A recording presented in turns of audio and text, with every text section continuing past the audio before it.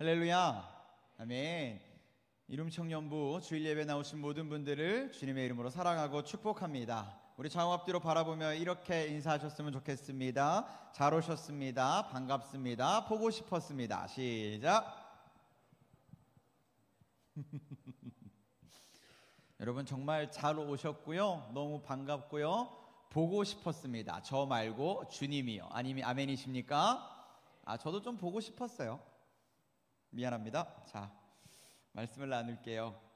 여러분 한 10년 전쯤에요, 한국 교회에 한국 교회뿐만 아니라 굉장히 충격적인 뉴스 하나가 들렸습니다. 그게 뭐냐면 유럽의 교회들이 술집과 클럽으로 변해버렸다라는 뉴스였어요. 들어본 적 있으신지 모르겠네요. 원래 유럽의 이 교회들이 한때는 전 세계 많은 교회들의 영향력을 끼치던 그런 선두주자 같은 교회들이 있었거든요. 근데 그런 교회들이요, 시간이 지나고 교회가 문을 닫고 건물이 팔려지면서 그 자리에 술집이 들어오고 클럽이 들어온 거예요. 근데 더 충격적인 건 뭐냐면, 그렇게 교회가 있던, 예배당이 있던 땅을 살 수 있고 건물을 살 수 있습니다. 그러면 거기다 술집을 하든 클럽을 하든 그건 이제 주인 마음이니까 거기다 이제 새로 건물을 짓던 리모델링을 하면 되거든. 근데 많은 그 점포들이 어떻게 했냐면 리모델링을 하는 게 아니라 그냥 교회에 있는 모습 그대로를 썼습니다. 우리로 따지면 이 예배당 이 모습 그대로를 두고 여기에 이 상태에서 술집을 차리고 클럽을 차린 거예요. 너무 충격적이죠. 더 충격적인 건요, 그런 술집과 클럽들이 굉장히 당시에 인기가 있었답니다. 사람들에게 너무나 신선한 충격인 거야. 교회는 거룩한 곳인 줄 알았거든. 예배당은 함부로 하면 안 되는 경건한 곳인 줄 알았거든. 근데 그 예배 장소에서 사람들이 술 마시고 춤추고 음악 틀어놓고 난리를 피는 거죠. 그러니까 교회를 다니지 않고 예수를 믿지 않는 사람들한테는 이게 너무 신선한 충격이어서 당시에 정말 이런 게 선풍적인 인기였답니다. 제가 지금 잘했다고 하는 이야기일까요? 그렇지 않죠. 안타까운 일입니다. 최근에 우리나라에도 비슷한 사례가 있었어요. 술집이나 클럽까지는 아니었지만 오래된 교회 건물을 사서 카페로 사용하고 있다라고 하더라고요. 그리고 거기가 또 핫플이 돼가지고 사람들이 많이 인증샷 찍으러 갔다라고 이야기를 들었습니다. 여러분 이걸 어떻게 생각하실지 모르겠는데, 물론 그런 일들이요 괜찮습니다. 따지고 보면 괜찮아요. 왜냐하면 건물은 교회가 아니거든요. 건물은 교회가 아닙니다. 여러분, 교회는 저나 여러분처럼 예수 그리스도를 주로 고백하는 성도 크리스찬 한 사람 한 사람이 교회고요, 그렇게 모인 공동체, 모임이 바로 교회인 거예요. 건물은 예배 드리는 처소, 예배 당일 뿐이죠. 다만 사람들이 이렇게 예배당이 다른 용도로 사용되어졌을 때, 더 이상 교회 건물이 아니므로 다른 용도로 활용하게 되었을 때 우리 입장에서 너무 안타깝지만 그들의 입장에선 그게 굉장히 좋았어요. 이유가 뭐냐면 아까 표현한 대로 예배당에서 감히 술도 마셔보고 춤도 춰보고 카페처럼 커피도 마셔보고 하니까 마음 안에 어떤 생각들이 은연하게 들게 되냐면, 더 이상 하나님이 아닌 내 마음대로 교회조차, 예배의 공간조차 어떻게 할 수 있다라는 것들이 느껴지기 때문입니다. 마치 자기가 교회를 타락시키고 있는 것처럼, 교회의 쇠락을 비웃고 있는 것처럼 느끼기 때문인 거예요. 물론 이런 이야기들 괜찮다, 따지고 보면 괜찮다라고 말씀드렸지만 달가운 이야기는 분명히 아닙니다. 속상하고 안타깝죠. 또 어떤 분들은 의분이 일어날 수도 있어요. 그런 이야기를 들으면 화가 날 수도 있습니다. 교회는 예수 그리스도의 몸이라고 배웠으니까 우리의 예배당이 그리스도의 몸은 아니더라도 예수님이 비웃음거리가 되는 것처럼 느껴지니까 화가 날 수 있어요. 이해합니다. 여러분, 화내지 않으셔도 돼요. 그 일에는 화내지 않으셔도 됩니다. 시대가 그렇기 때문에 화내지 않으셔도 돼요. 정작 우리가 정말 화를 내고 의분을 터뜨려야 되는 일은 따로 있습니다. 저는 개인적으로 영화나 드라마를 굉장히 좋아해요. 그래서 예전부터 많이 봤어요. 영화 보는 것도 정말 많이 좋아해서 영화 정말 많이 봤습니다. 아기 생기면서 못 보긴 했는데 그 전에 정말 많이 봤거든요. 근데 언제부턴가 우리나라 영화나 드라마에서요, 자연스럽게 이상한 컨텐츠들이 다뤄지기 시작했어요. 그게 뭐냐면 자유로운 연애입니다. 여러분 지금 이 말이 이해가 안 되시죠? 자유로운 연애가 왜 이상한 컨텐츠일까? 물론 연애는요, 타인에 의한 것이 아니라 자기 개인의 선택과 결정에 의해서 자유롭고 자연스럽게 진행되는 것이 맞습니다. 그렇게 해야 돼요. 무슨 조선시대도 아니고 부모님이 짝지어주는 사람이랑 얼굴도 못 보고 결혼하는 이런 시대 아닙니다. 그거 맞아요. 제가 방금 말씀드렸던 자유로운 연애는 그런 연애가 아니에요. 그런 건전하고 이상적인 연애가 아니라요, 자유를 빙자한 연애, 사랑을 빙자한 정욕 추구, 이런 연애를 의미합니다. 예전에 외국 드라마나 영화가 우리나라에 와서 한참 인기를 끌던 시즌이 있었어요. 근데 그 안에 담긴 내용들이 당시에 굉장히 우리에게는 충격적이었습니다. 영화에 보면 이런 대화들이 자주 등장해요. 혼전순결? 그거 되게 촌스러운 거야. 시대가 어느 시대인데 그런 구닥다리 사고방식을 아직도 가지고 있어. 너 참 이상하다. 무슨 말이냐면 자기가 원한다면 얼마든지 이성과 하룻밤을 보낼 수 있고 그것을 즐길 수 있으며 그런 권리와 권한이 우리에게 있으니 그건 얼마든지 누려도 된다. 그건 나의 자유다 라고 이야기한다라는 겁니다. 그뿐만이 아니죠. 경제적이라는 핑계와 함께 사랑이라는 허울로 포장해서 뭐를 많이 이야기했냐면 혼전, 동거에 대한 이야기도 되게 많이 다뤘었어요. 마치 그게 굉장히 이 시대의 자연스러운 방식인 것 마냥 그렇게 포장했었습니다.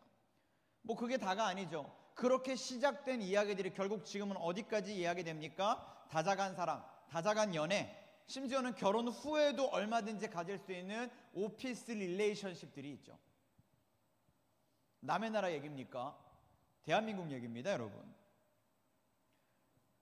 당시에 그런 외국 영화나 드라마들이 들어왔을 때, 상영되었을 때 정말 많은 사람들이 충격적이었어요. 미국은 정말 저렇게 살아? 유럽은 정말 저렇게 살아? 와, 진짜 충격적이다.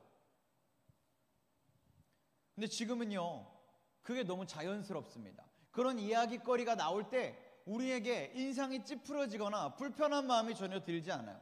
오히려 그걸 잘 사는 거라고 생각하고 잘 노는 거라고 생각하고 인생을 즐길 줄 아는 거라고 생각합니다. 그러다 보니까 어때요? 그렇게 살지 못하는 사람들을 능력 없는 사람, 루저라고 생각하기도 하죠. 심지어 어떤 얘기도 있어요. 요즘은 결혼할 때 혼수로 아이를 준비해 간다는 이야기도 쉽게 합니다. 여러분, 그런 시대예요. 예전에 학생 하나, 청소년 한 명을 이렇게 상담하면서 이야기한 적이 있었는데 그 친구가 저한테 물어보더라고요. 그 친구가 볼 땐 제가 나이가 많아 보이니까 그렇게 물어보겠죠. 목사님, 자만추라는 말 아세요? 라고 물어보더라고요. 당당하게 대답했죠. 나 스스로 젊은 목사라고 생각하니까. 당연히 알지. 자연스러운 만남 추구! 얘기했어요. 이 친구가 비웃으면서 얘기하더라고요. 이제는 그거 아니에요. 여러분, 이 단어 무슨 뜻인지 아십니까?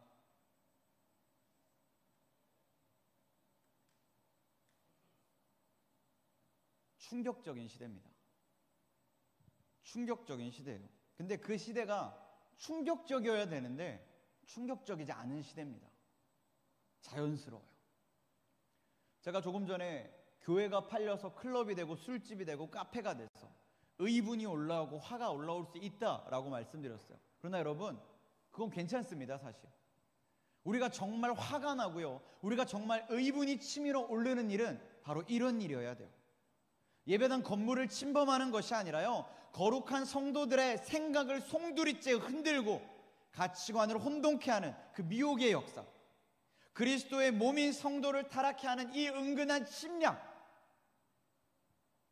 근데 그걸 침략으로 깨닫지 못한 채 미혹당하고 있는 그 현실에 오히려 우리는 화가 나야 되는 거예요. 그리스 로마 신화에 보면 판도라의 상자라는 이야기가 나옵니다. 절대 열지 말라고 상자에 자물쇠가 걸려 있어요. 근데 여러분, 그 자물쇠를 그냥 내비두지 않고 결국 풀어버립니다. 궁금해서. 그랬더니 결론이 어때요? 인간 세계의 재앙과 죄악들이 퍼져나가게 되었다라는 게 이게 그 설화 속 이야기죠. 요즘은 이 표현이 관여해서는 안 되는 것에 관여하거나 해서는 안 되는 일을 행함으로 돌이킬 수 없는 낭패를 보게 되었을 때 판도라의 상자를 열었다라는 식으로 표현한다고 합니다. 근데 여러분, 요즘은요 어떤 시대냐면 판도라의 상자를 가만히 내버려 두는 시대가 아니에요. 요즘은 어떤 시대냐면 하고 싶은 거 다 해보라고 얘기하는 세대거든요. 네가 할 수 있는 거 뭐든지 해보라고 얘기하는 시대거든요. 그러니까 판도라의 상자 같은 게 있으면요 내버려 두질 않아요. 개인의 욕구가 다 해소되어야지만 잘 사는 거라고 생각하기 때문에, 그게 존중받고 증명하는 삶이라고 생각하기 때문에 판도라의 상자 그런 거 있는 꼴을 못 봅니다. 너도 나도 열려고 하고요, 남이 못 열면 내가라도 열어주려고 하는 세대예요. 근데 여러분, 말씀드렸잖아요. 열어서 낭패를 보는 게 판도라의 상자라니까요. 그 상자가 열렸을 때 돌아오는 일의 책임, 그 누가 집니까? 당사자가 져야 돼요. 근데 그 일들을 감당할 수 있는 능력이 있나? 우리가 없습니다. 일을 얼마든지 벌릴 수는 있어요. 근데 돌아오는 걸 감당할 수 있는 능력은 없어. 그러면 결국 이게 우리에게 유익한 일일까요? 유익하지 못한 일이죠. 그래서 여러분, 기억하셔야 됩니다. 때로는요, 아무리 구미가 당기고 아무리 하고 싶은 일이 있다 할지라도 때론 무시하고 모른 척하는 일이 유익할 때도 있는 겁니다.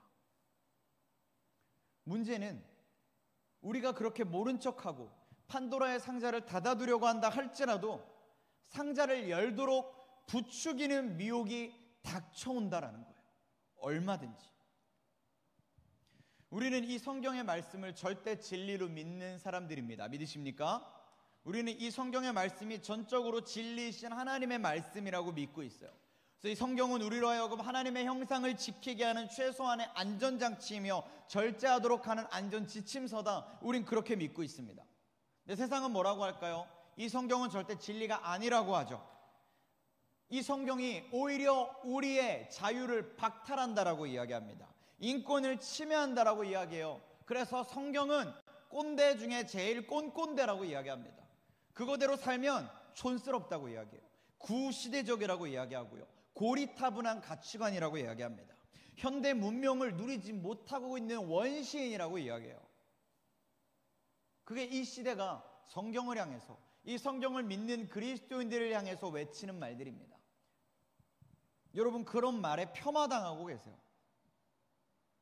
여러분, 이게 맞는 얘기입니까? 오늘 우리가 읽은 말씀 에베소서 2장 1절에서 3절을 보면요, 우리는 육체의 욕심을 따라 지내며 육체와 마음이 원하는 대로 행함으로 본질상 진노의 자녀였다라고 말씀합니다. 우리가 이 세대 가운데, 이 악랄함 가운데 휩쓸리고 흔들리는 이유는요, 단순히 시대만 악해서 그런 게 아닙니다. 사실 우리 안에 그렇게 세상과 같이 휩쓸리고 싶은, 막 살고 싶은, 타락하고 싶은 그런 추악한 욕구들이 우리 안에 존재하고 있기 때문에 우리 얼마든지 그 제어 장치가 제거되고 풀려져 버리면 그렇게 고삐 풀린 망아지처럼 막 살고 막 타락하는 거예요. 우리는 안 그런데 우리를 오염시키는 게 아니라 우리가 우리 안에 있는 그 마음들이, 그 타락한 욕구들이 판도라의 상자처럼 닫혀 있었는데 세상의 미혹에 의해 이걸 자연스럽게 열게 되는 겁니다. 여니까 감당이 안 되는 거예요. 우리 다 육체의 욕심이 있습니다. 마음 가는 대로 살고 싶은 욕심이 다 있어요. 우리 그런 연약한 사람들입니다.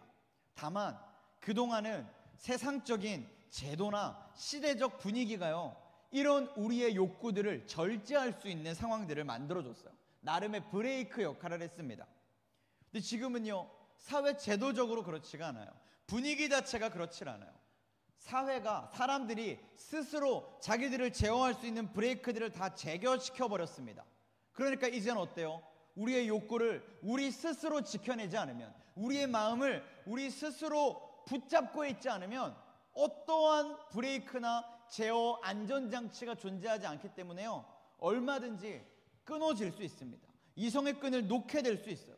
꿈틀거리는 그 욕망에 휩쓸리게 될 수 있습니다. 그래서 세상은 우리에게 계속 얘기하는 거예요. 판도라의 상자를 열어야 된다. 너라는 그 상자를 열어야 된다. 네 속에 있는 그 야성을 끄집어내야 된다. 더 소름 끼치는 건요, 이런 시대가 우리에게 뭐라고 가르치고 있느냐라는 겁니다. 지금 이 시대는요, 그런 우리의 육체적 욕심들을 해소하고 넘지 말아야 하는 선을 넘는 그 비이성적인 행위들을 뭐라고 가르치냐면 사랑이라고 가르칩니다. 여러분, 사랑을 뭐라고 정의하셨습니까? 제가 가끔 청년들한테 그런 얘기 했어요. 우리는 사랑을, 연애를 드라마와 넷플릭스를 통해 배웠다. 그래서 개차반인 거다. 여러분, 사랑이 뭐라고 생각하십니까? 세상은 사랑을 이렇게 가르칩니다. 넘지 말아야 할 선을 넘는, 육체적 욕구를 해소하는 비이성적 행위. 물론 그렇게 정의하지 않아요. 그러나 그들이 권면하는 사랑의 결론이 다 그렇습니다. 아름답다고 말하지만 전혀 아름답지 않죠. 얼마 전에 교회에서 결혼예비학교를 은혜 가운데 진행했었는데, 그때 사랑에 대한 말씀을 나눴습니다. 고린도전서 13장 4절부터 7절까지 이렇게 말씀해요.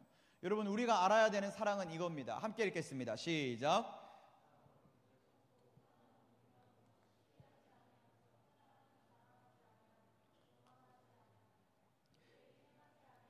자기의 유익을 구하지 아니하며 성내지 아니하며 악한 것을 생각하지 아니하며 불의를 기뻐하지 아니하며 진리와 함께 기뻐하고 모든 것을 참으며 모든 것을 믿으며 모든 것을 바라며 모든 것을 견디느니라. 아멘.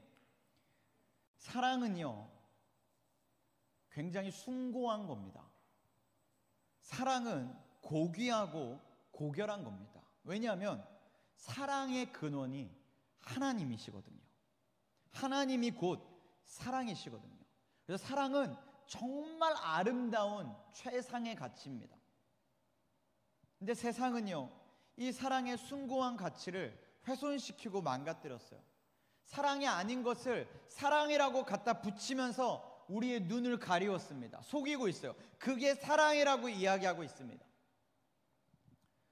여러분, 방금 읽으셔서 아시겠지만 고린도전서 13장은요 사랑에 대해서 가르치고 있습니다. 근데 이 가르치는 말씀을 보니까 어때요? 사랑은요 막 아무렇게나 하고 싶은 대로 하는 게 아닙니다. 사랑은 자기의 욕구와 개인의 욕심을 위한 게 아니에요. 아까도 읽었지만 5절은 직접적으로 표현합니다. 자기의 유익을 구하지 않는 것이다 라고 가르쳐요. 근데 세상이 가르치는 사랑은요 철저하게 자기 자신을 사랑해서 자기 육신이 원하는 대로, 내 정욕이 바라는 대로 행하는 것을 사랑이라고 가르칩니다. 개인의 정욕을 사랑으로 착각하게 만들어요. 순결이라는 아름다운 가치를 외적 억압이라고 이야기합니다. 내 마음에 충실해라는 말로 우리의 정욕을 추구하는 이 잘못된 행위를 오히려 격려하고 응원하고 있어요. 여러분, 이 말 많이 들어보셨을 겁니다. 내 마음에 충실해라. Be true to yourself. 많이 들어보셨죠? 여러분, 이 말, 내 마음에 충실해라, 너 자신에게 충실해라 라는 말들 통해서 아마 많은 분들이 힘을 얻고 격려를 얻고 응원을 얻으셨을 거예요. 여러분, 그거 아십니까? 이 Be true to yourself, 너 자신에게 충실해라, 어디 나온 글귀일까요? 셰익스피어의 햄릿에 나온 대사입니다. 여러분, 햄릿 보셨죠? 햄릿에 나온 대사라고 다 햄릿의 대사입니까? 아닙니다. 이 대사는요 햄릿이 아니라 극 중에 나오는 어리석은 바보 폴로니우스의 대사입니다. 그 바보가 이렇게 이야기해요. Be true to yourself. 너 자신에게 충실해라. 무엇보다 너 자신에게 충실하게 살아라. 바보의 이야기였습니다.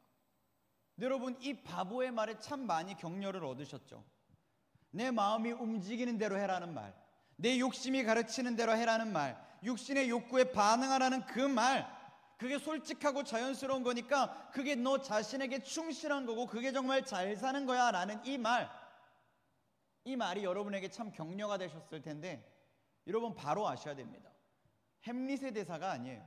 바보 폴로니우스의 대사입니다. 다르게 말하면 이 말은요, 복음이 아닙니다.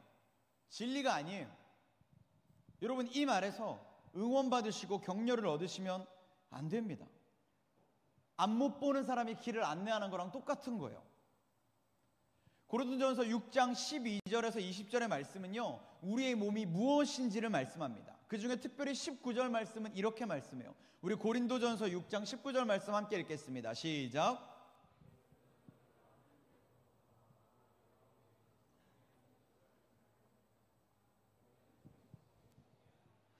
성경은 뭐라고 말씀합니까? 우리의 몸은 성령의 전이다 라고 말씀합니다. 쉽게 표현하면 거룩하신 하나님의 집이라는 거예요. 여기가, 이 몸이 하나님의 거룩하신 집이라는 겁니다. 정결하시고 거룩하시고 순결하신 하나님이 거하시는 집이라는 거예요. 근데 그 집이 여러분 더럽고 냄새나면 되겠습니까? 깨끗하고 정돈되고 정결해야죠. 근데 우리 참 이상하게도요, 건물뿐인 이 교회 예배당이 술집이 되고 클럽이 되면 화가 나면서 하나님의 성전, 하나님의 거룩한 집인 우리 몸이 망가지는 거, 추악해지는 거에 대해서는요, 별로 슬퍼하지 않습니다. 기뻐하죠. 오히려 자랑하기도 합니다. 뭔가 한참 잘못됐어요. 그리스도의 지체인 우리가, 성령의 전인 우리가 이 거룩한 주님의 처소를 아무나 들락거리게 만들고 마음대로 할 수 있게 한다는 것, 그게 결국 무슨 뜻일까요? 주님의 몸에 음행하는 것과 같다라고 성경은 말씀합니다. 고린도전서 6장 15절은 이렇게 말씀해요. 함께 읽겠습니다. 15절입니다. 너희 몸이 그리스도의 지체인 줄을 알지 못하느냐? 내가 그리스도의 지체를 가지고 창녀의 지체를 만들겠느냐? 결코 그럴 수 없느니라. 주님의 몸입니다. 주님의 집입니다. 성전입니다. 그 성전을 우리가 음행함으로 더럽히는 것은요, 결국 주님의 몸에 음행하는 것과 마찬가지입니다. 더 두려운 걸 볼까요? 다음 16절부터 17절까지의 말씀입니다. 계속해서 한번 읽어보겠습니다. 16절부터 읽습니다. 시작. 창녀와 합하는 자는 그와 한 몸인 줄을 알지 못하느냐? 일러스되 둘이 한 육체가 된다 하셨나니 주와 합하는 자는 한 영이니라.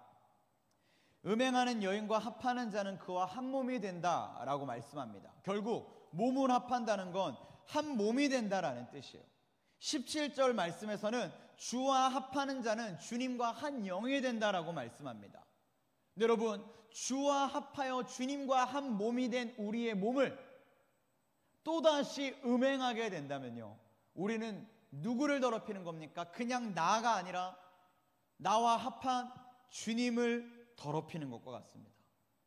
여러분, 이거 굉장히 무서운 일이거든요. 굉장히 두려운 일이거든요. 근데 세상은 자꾸 이걸 아름답다고 가르쳐요. 이게 솔직한 거라고 이야기합니다. 속아 넘어가시면 안 돼요. 성경은 우리에게 말씀합니다. 오직 너는 스스로 삼가며 네 마음을 힘써 지키라라고 말씀해요. 마음을 지키는 건요, 대충 지켜야지 생각만 하고 지켜지는 게 아닙니다. 정말 이를 악물고 지키는 거, 그게 바로 힘써 지키는 거예요. 이 세상이 우리를 그렇게 미혹하고 우리를 너무 잘 알아서 우리 안에 감추어지고 숨겨진 그 더럽고 추악한 정욕적인 것들을 자꾸 끄집어내려고 자극할 테니까 그 미혹에 넘어가지 않으려면 우리 정말 힘써 지켜야 됩니다. 그리고 또 잠언에 말씀하죠. 모든 지킬 만한 것 중에 더욱 내 마음을 지키라. 생명의 근원이 이에서 남이니라 라고 말씀합니다. 여러분, 세상은 몸을 빼앗지 못합니다. 그러니 무엇을 뺐을까요? 마음을 빼앗죠. 생각을 흔듭니다. 가치관을 흔들려고요. 요동케 하죠. 그 파동에 휩쓸리면 걷잡을 수 없는 결과에 치닫게 됩니다. 여러분, 기억하셔야 돼요. 오늘 말씀은 이 말로 마무리하려고 합니다. 정욕은 사랑이 아닙니다. 바보의 말에 속지 마세요. 폴로니우스 같은 세상이 여러분들을 자꾸 그렇게 속이고 그게 마치 아름다운 것인 것 마냥 여러분들에게 보여줄 겁니다. 들려줄 겁니다. 여러분 속으시면 안 돼요. 정욕은 사랑이 아닙니다. 육신의 욕구에 휩쓸리는 것이 사랑이 아니에요. 사랑은 그 어느 것보다 순결하고 숭고한 가치입니다. 하나님이 사랑이세요. 하나님이 사랑의 근원이십니다. 그분께서 가르쳐 주시고 그분께서 보여주신 것이 진정한 사랑이에요. 우리는 그 사랑을 본받아, 그 사랑을 받은 자로서, 그 사랑을 닮아서 그 사랑을 통해 하나님을 드러내고 표현하고 나타내야 되는 사람들입니다.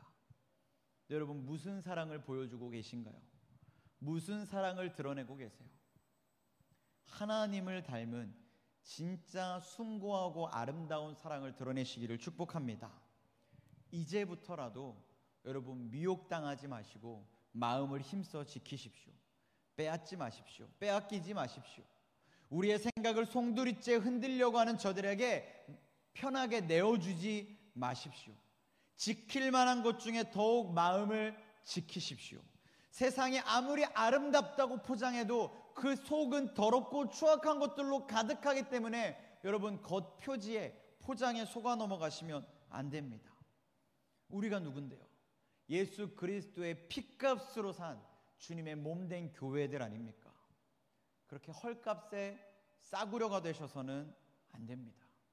하나님께 영광 돌릴 수 있는 우리의 몸으로 거룩한 산 제사로 하나님께 영광 돌릴 수 있는 저와 여러분이 되셔야 됩니다.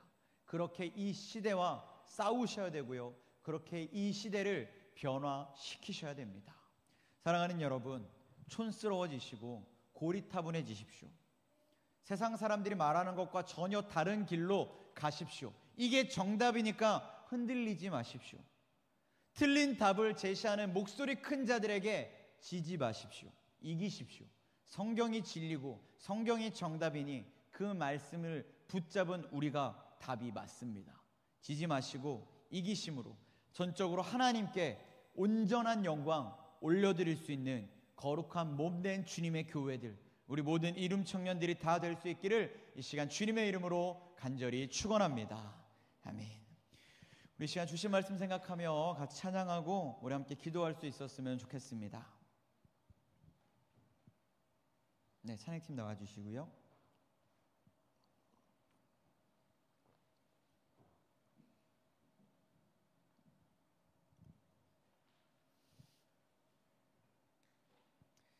누구에게나 잘 살고 싶은 욕구는 있습니다, 여러분.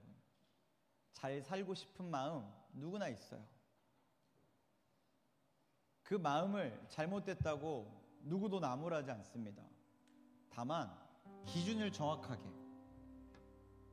방향을 정확하게 정의하셔야 돼요. 누가 말하는 잘 사는 거를 바라고 있는지 여러분 꼭 아셔야 됩니다. 세상 사람들이 말하는 잘 사는 것과 하나님이 말씀하시는 잘 사는 것은 달라요.